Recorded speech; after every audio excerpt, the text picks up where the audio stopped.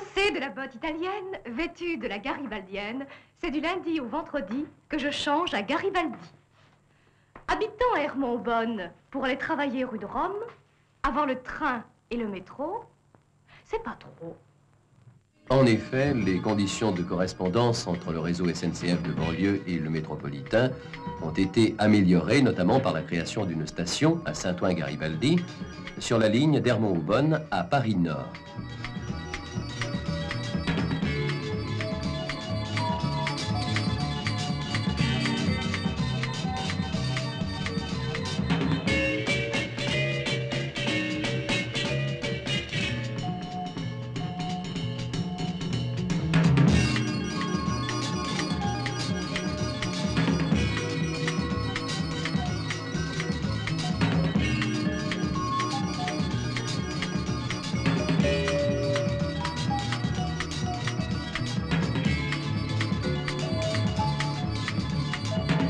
Ce nouvel arrêt permet de se rendre rapidement dans le quartier Saint-Lazare et au centre de Paris.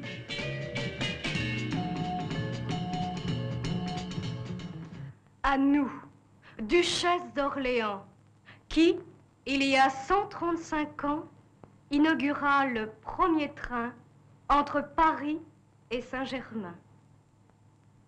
Expliquez-nous ce ver de terre qui, de son trou, sera Nanterre. Eh bien voilà, Madame la Duchesse, c'est bien d'un adieu qu'il s'agit. Dans le cadre du projet de réseau express régional Est-Ouest, la RATP vient de mettre en service la branche ouest qui relie Saint-Germain-en-Laye au quartier de l'Opéra. Ce chemin, qui reste d'ailleurs de fer, puisque métropolitain, trouvera son aboutissement lorsque la station Aubert sera reliée à la Nation par le Châtelet, où doit se construire une station commune SNCF-RATP.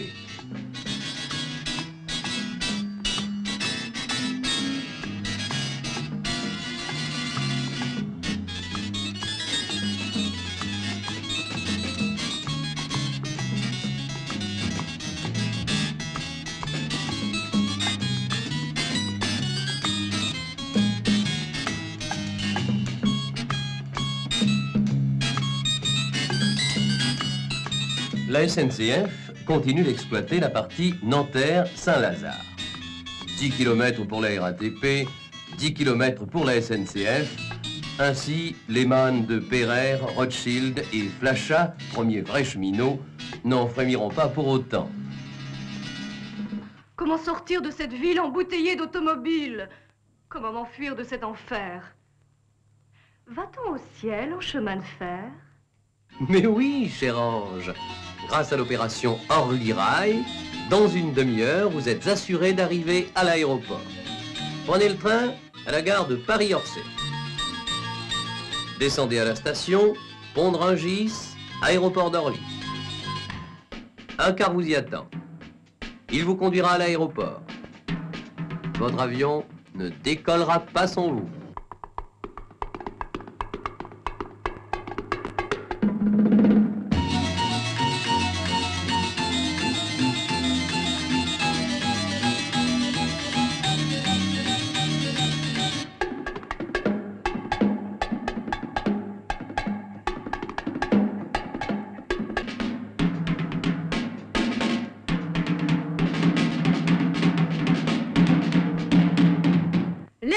De chacun concilié avec les exigences de l'intérêt collectif. L'amélioration qualitative et quantitative du service banlieue. Seul remède à l'engorgement croissant des villes. Le voyageur ne doit plus être un usager captif, mais un client, dans le sens le plus complet du terme. C'est à quoi la SNCF s'emploie. Dans les gares, de nombreux escalators facilitent les conditions d'accès et de sortie. À Paris, ils améliorent également les liaisons avec le métropolitain. Une centaine de nouveaux distributeurs automatiques ont fait leur apparition. En effet, la génération des bruyants distributeurs de cachous a disparu pour faire place à d'esthétiques dispensateurs de toutes choses. Pourquoi pas des billets de chemin de fer multidirectionnels, rendant la monnaie, éliminant la fausse, prévenant l'infraction, ils sont peut-être un pas de fait vers une sorte d'économie distributive. En ce qui concerne l'amélioration de la desserte de la banlieue, dans les zones proches des villes, la SNCF généralise la cadence au quart d'heure dans les deux sens.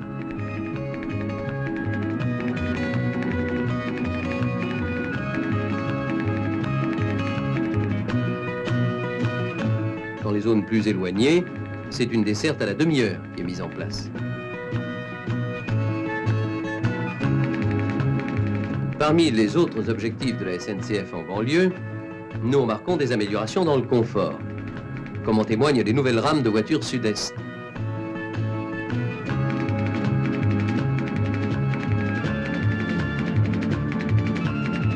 Et aussi une recherche dans la construction du matériel nouveau, telles ces futures voitures à étages dont une maquette grandeur nature a été réalisée.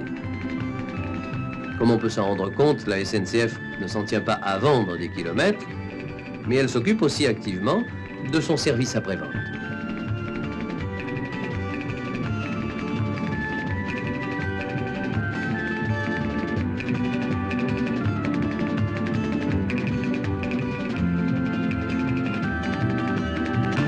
À la fois place publique et place du marché dans le monde romain, le forum est un lieu de rencontre et d'affaires.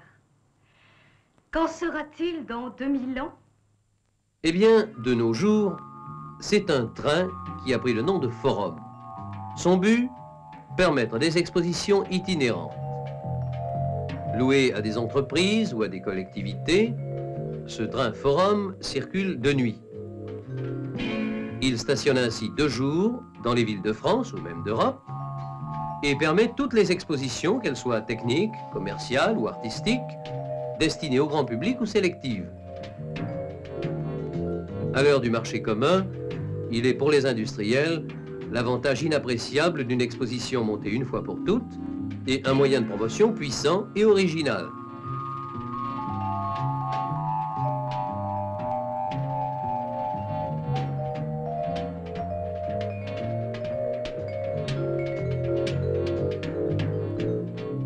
Tomates bien rouges, légumes bien verts, pêche, oranges, abricots, raisins, pommes, dans l'intacte fraîcheur de leur midi d'origine.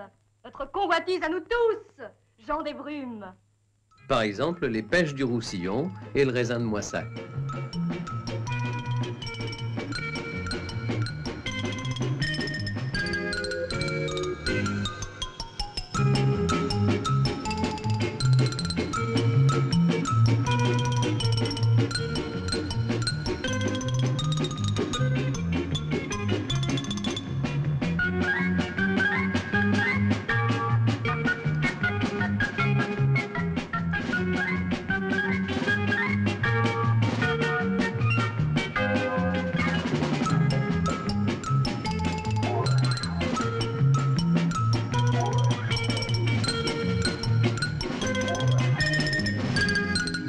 Dans tous les cas, but de la SNCF, partir le plus tard possible de la gare de chargement afin que le transport se fasse de nuit. Durée du voyage jusqu'au Val d'Orangis, 11 heures.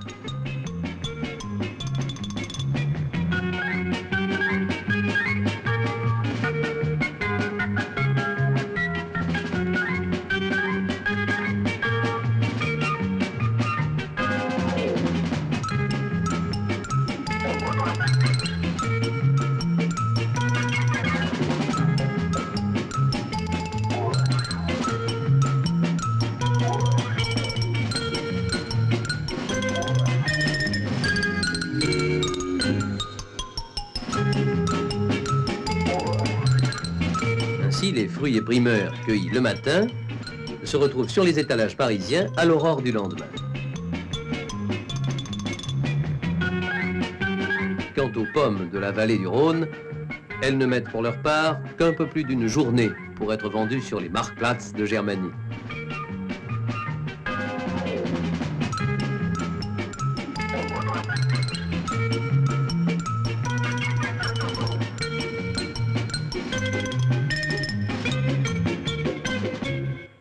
Savez-vous qui sont ces êtres qui se suivent et circulent en tous sens et sans cesse au service de ceux qui sûrement sont ses clients. Mise en place pour enrayer le déclin du trafic de détail et des petits colis, et placée sous l'autorité immédiate du directeur général de la SNCF, le Service national des messageries, ou CERNAM, s'attache particulièrement à l'amélioration de la qualité des prestations offertes à la clientèle. Les 45 succursales sont chargées de diriger les 170 centres de messagerie répartis sur l'ensemble de la France. En plus des transports classiques que nous vous présentons dans ce film, le CERNAM réalise des acheminements directs pour les lots en Transcontainer Express ou, si cela s'avère plus économique et plus efficace, à l'aide de dessertes routières. Ainsi, une centaine de liaisons à moyenne ou à courte distance assurent déjà le transport des colis, soit entre centres peu éloignés, soit entre une agglomération importante comme Paris, Lille, Caen ou Nantes et une localité voisine. Quelques relations routières transversales à grande distance, telles que Caen-Strasbourg et Lille-Troyes, ont même été créées, afin d'éviter le traitement des colis dans des chantiers de transbordement.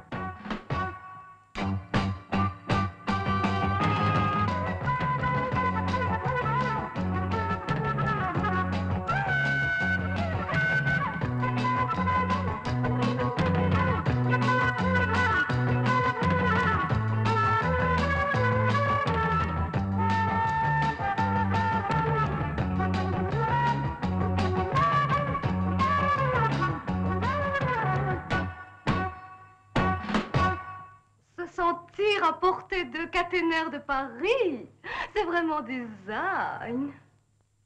Évian, ville thermale et touristique, est à présent reliée en traction électrique à Paris via Dijon, Mâcon ou Bourg, Montbérieux, Culose et Bellegarde. Ainsi, le chapitre Étoile de Savoie se poursuit. Dès l'instant où l'on avait électrifié la section Longeray-Annemasse, notamment en raison de l'important trafic de marchandises issu de l'usine de la Société minérale d'Évian, il eût été impensable de ne pas poursuivre l'opération jusqu'à Évian. 38 km de voies uniques électrifiées en courant alternatif 25 000 volts sont donc venus s'ajouter aux 33 km réalisés l'an passé. Comme on le sait, la principale innovation réside, comme pour le tronçon précédent, en électrification légère. Un seul fil de contact suspendu à des consoles souples.